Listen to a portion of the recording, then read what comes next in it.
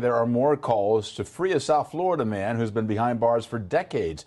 His supporters say he was wrongfully convicted for murder and armed robbery, and now the state attorney's office has reopened its investigation. Local 10's Terrell Fournay live with more on this. Terrell. And people who have looked into this case make a very compelling argument. They feel that this convicted man has spent the past 30 years in prison for a crime he did not commit. And today, the Black Affairs Advisory Board met here at the Stephen P. Clark Center to take up action and to urge the state attorney's office to do something and do something quick.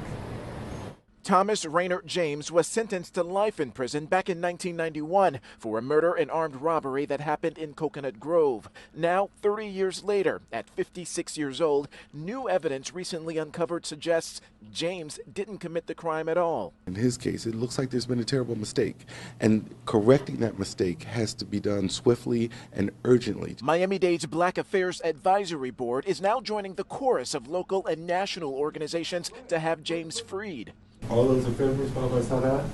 Aye.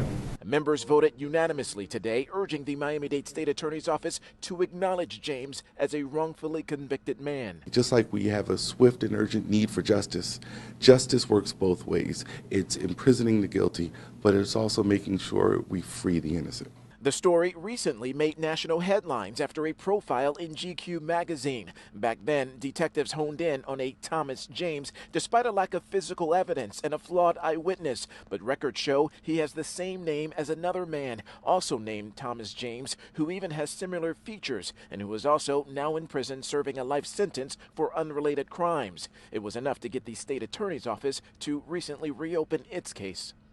If you know you're wrong, you step up, you fess up, and then you fix it. And Thomas Raynard James has maintained his innocence from the very start. We did reach out to the Miami-Dade State Attorney's Office, and they tell us that two of their senior attorneys within that department are reviewing this case, and that review is currently underway. We'll keep you updated. For now, that's the latest live from Miami. I'm Terrell Fournay, Local 10 News.